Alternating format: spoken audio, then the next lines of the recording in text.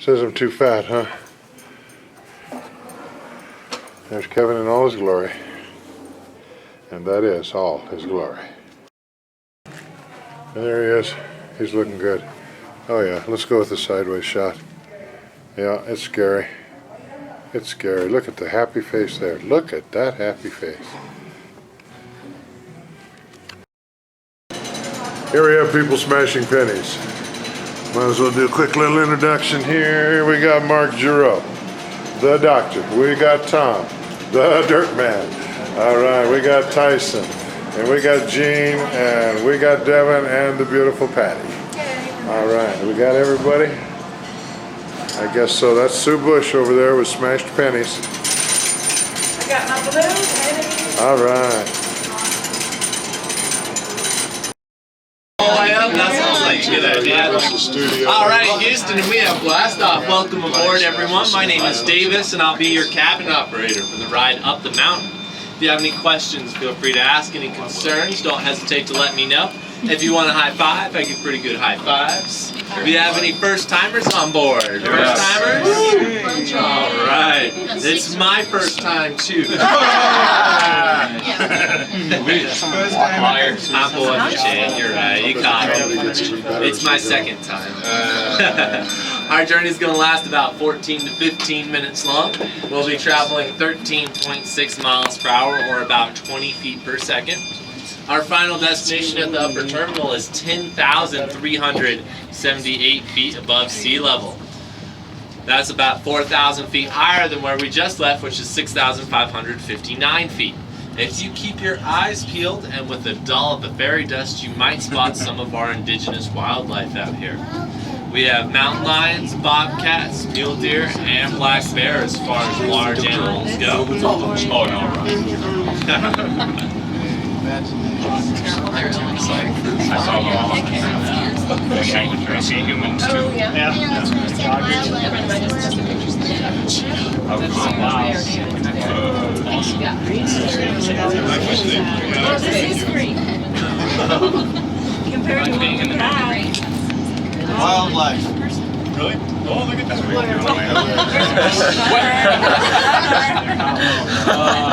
Alright, if you look in the windows in front, now my side, you'll start to see an access road come into view. This access road leads to the first tower, stops there, and was used to haul the men and equipment necessary to construct it. The tower itself stands at 232 feet tall. It was the tallest above ground structure in New Mexico when it was first built. It leans at about an 18-degree angle toward the city. Not too bad a shade of. There's going to be a little bit of a forward and backward swing. So what I need everybody to do is put your hands in the air like you just don't care and let out your best roller coaster noise as we go over. Ready? Here we go.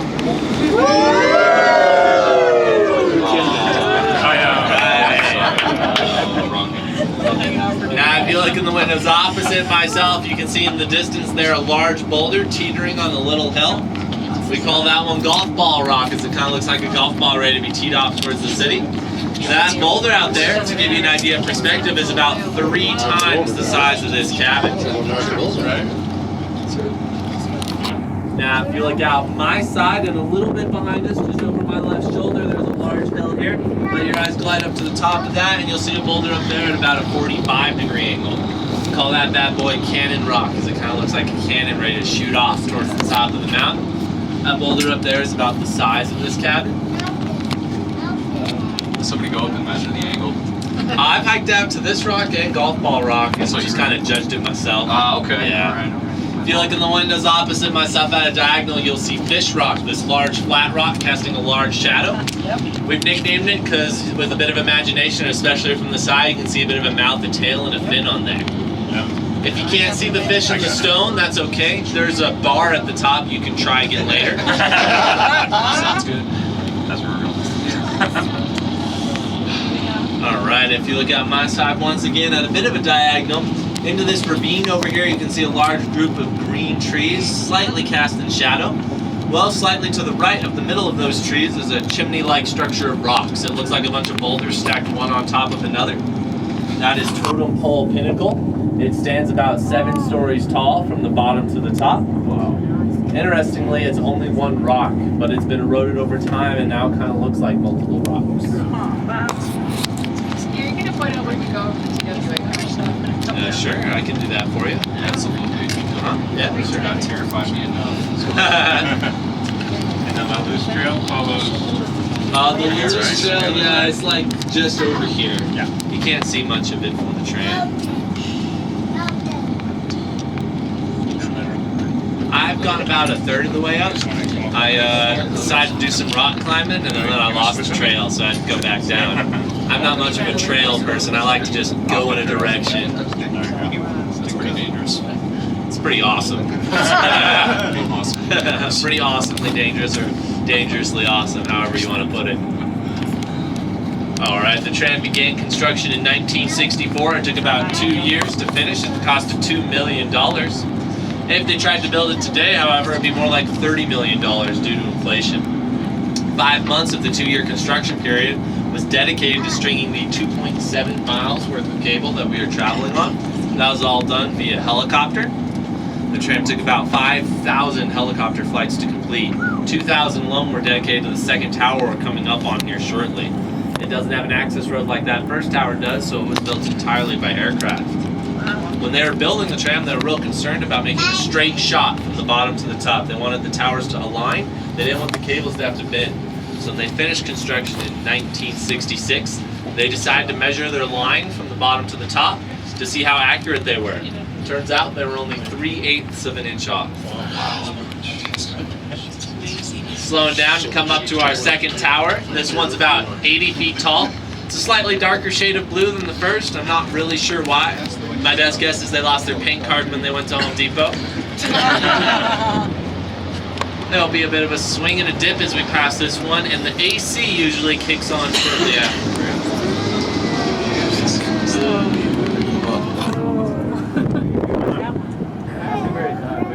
Go for it. Is there like a special passenger out there? He is George Boyden. He is the general manager of the tram. And this is like his little playground. He likes to do all kinds of stuff. I got it. Put the strap around your wrist. You know, you close my eyes and squint. It's basically the same thing. Put some bed on. I'll point that out in just a little bit because it's easier to see later on in the trip. Alright, so as we pass that tram car, that marks our halfway point. We got about 7 minutes left. As we pass them, we also enter Big Canyon. Big Canyon marks the point in our trip where we are highest off the ground floor, which is about 1,000 feet in the air, or about 7.5 seconds down, depending on how you want to look at it. This is generally where I let all the Nicki Minaj fans off.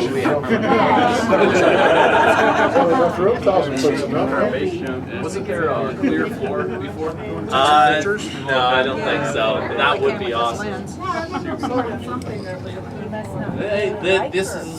These tram cars were put in. No, they were put in 20 years after the original cars. So maybe the original ones did, but as far as I know, maybe it was a different tram.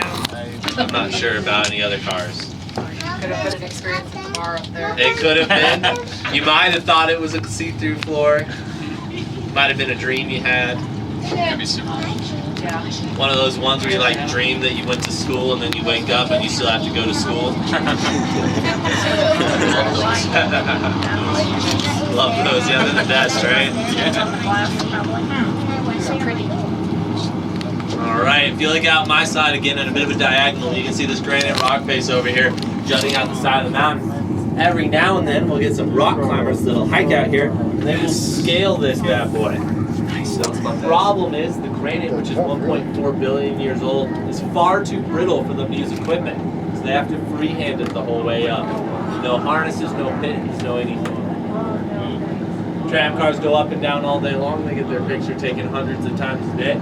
Guaranteed to be on somebody's Facebook, so we've nicknamed this one Ego Boost Rock.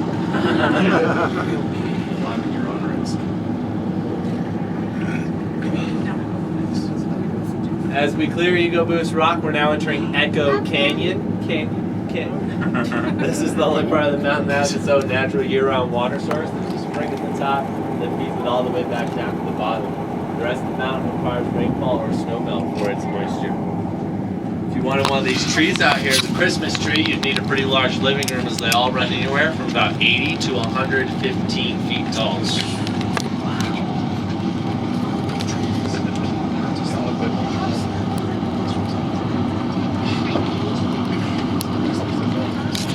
Now, if you look at the granite out here, you notice that has a lot of color to it. There's a plethora of pink with reddish hues, orange and yellow, just to name a few. There's also a lot of different minerals in the rock that make that happen. As a result, when the sun starts to set and the sunlight hits the mountain at a certain angle, the whole mountainside will glow this really brilliant pinkish red color. That's why when the Spanish were first exploring New Mexico, they named these the Sandia Mountains. Sandia is Spanish for watermelon. So whenever the sunlight would light the mountainside up like that from a distance, the Spanish thought it looked like a giant slice of watermelon. All right, after opening the screen, this is our table at the High Finance. Not sure how the picture out the window is going to be. Not great, I expect. Probably not. I'm going to sneak over here, or you're going to move down. There's Mark, Tyson, You want your son to sit Jessica, Dave. All right. Okay, we have finished dinner and we are moseying eventually back to the tram. But here we are on the observation deck, and it is just past sundown. And you can see the sun down there. The sun set, quite nice. And below, spread out all over everywhere, is Albuquerque. We're at about 10,600 feet. Can't translate that to meters for you, sorry. But that's Albuquerque.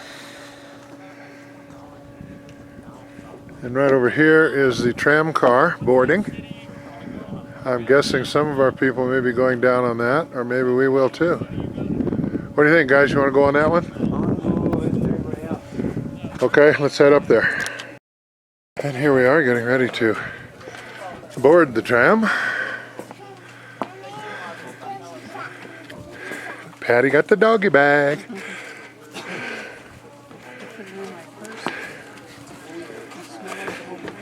Get right back there in the crouch of the fence there. The two of you romantic types. Turn around for me. All right. City in the background, me huffing and puffing. Where the hell's the oxygen up here?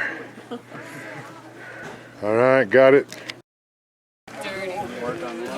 Yeah, work on the dirty part. That's important. He's taking your picture. Taking your picture. Say hi. Say hi. Can you shake his hand? He's cutting his 2-year molars, so it's. Oh, yeah. Can you shake his hand? Akshu, Yeah, there you akshu, go. akshu onegaishimasu. That's handshake in Japanese, akshu. Good job. Slobbery handshake. That's interesting.